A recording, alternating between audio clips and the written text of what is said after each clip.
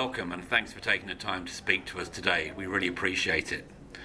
Many CIOs that I talk to are really grappling with the concept of change, not necessarily how they implement change from an IT perspective, but how they demonstrate the value of change. Really trying to understand what it is they need to do to effectively manage upwards within an organisation. I'd be really interested in any sort of tips and tricks that you may have around that particular concept. Yes, okay. Look, it's really great to be back at the CIO Edge. This is actually the 8th Thank you. event that I've attended in Melbourne. So look, the way I look at this in terms of the Department of Health and Human Services, which is a very large bureaucracy, 16,000 staff, that means that there is a very large cohort of executives above me across the organisation in a very large number of ways. Yeah. So the way I've conjured upon managing up and is basically to keep calm and do useful things better. Okay. So there's too much talk, too much strategy and not enough delivery.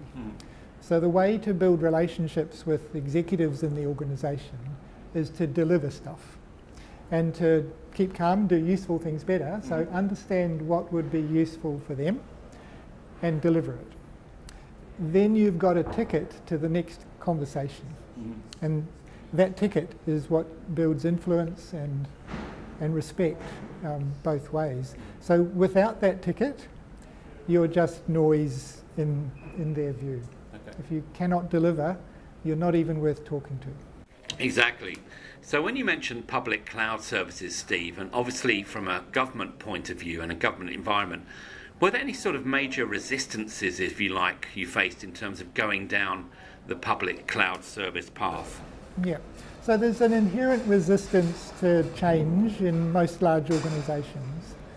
The way to overcome that is to deliver useful things better. Yeah. To get started and then to demonstrate in small and reasonably safe ways in the first instance the power of different ways of doing things.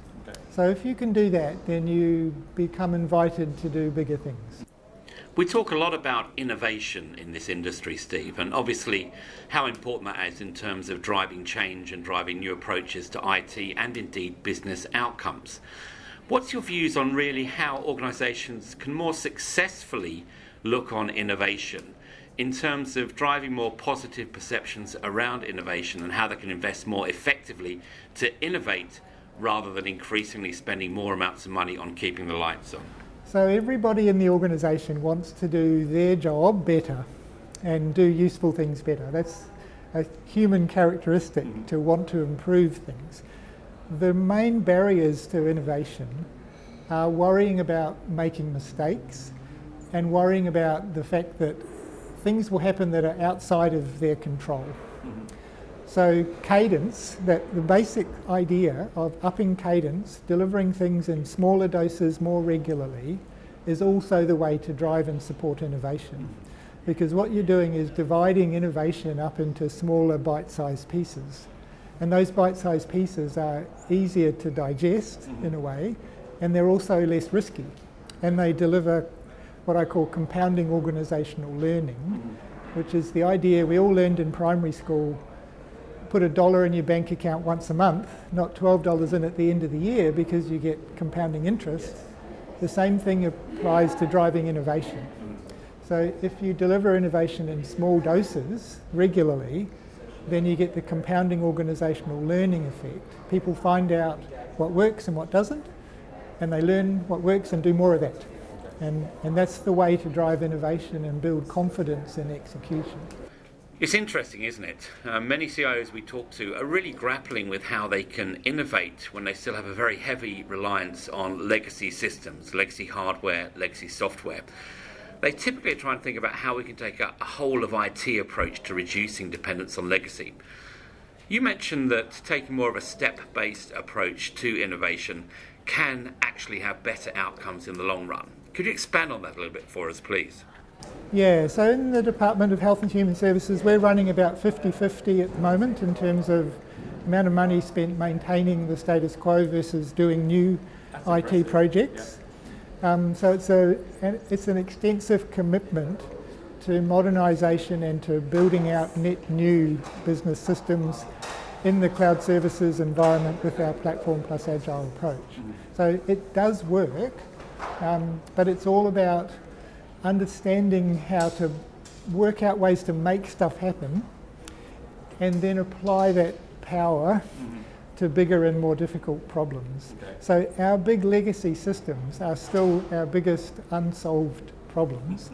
And in a sense, what we're doing with the method that we've refined over the last few years is building up our mojo to have the confidence to tackle some of our big legacy systems. But we definitely won't be doing it in the way that they would have done 5 years ago, with a big bang kind of an uplift program. It will be using platform plus agile type, compounding interest type methods to systematically decompose the legacy systems and then work away at them in small bites. Well, that 50-50 split, Steve, is really quite impressive. Was that something you set out to achieve from the outset, or was it just something that happened over time? No, it's just happened in the way that it should if your executives trust you to execute. So if you're not getting money to spend on innovation and new things, why is that? Is it because the organisation has no money and doesn't want to do innovation or new things? Probably not. It's because you're not trusted to spend the money without wasting it. Or there are other higher priority uses for the money. So building a trusted capability to execute and then to deliver projects in an agile manner is also the way to get money, because people can see that if they give you money, you're not going to waste it. So part of that is really about building trust, and ultimately trust goes to the core of everything we do at the end of the day. I'm interested, when you think about it from a trust point of view, were you able to demonstrate wins, build trust, demonstrate more wins, build more trust, and ultimately that would lead to better outcomes from the overall management up within the organisation? So when I joined the department in late 2014, the discretionary IT budget was about $15 million, round about there. Small, and there was a huge backlog of pent-up demand for systems and legacy modernisation. The development budget now is running a bit over $100 million, $120 million. And that is all because of the fact that we've been able to encourage people to give us money because we have executed historically going back. And that was not planned that way, but it has emerged because we just started developing a way to deliver things and then refined that over time and built confidence in ourselves and built confidence in our executives.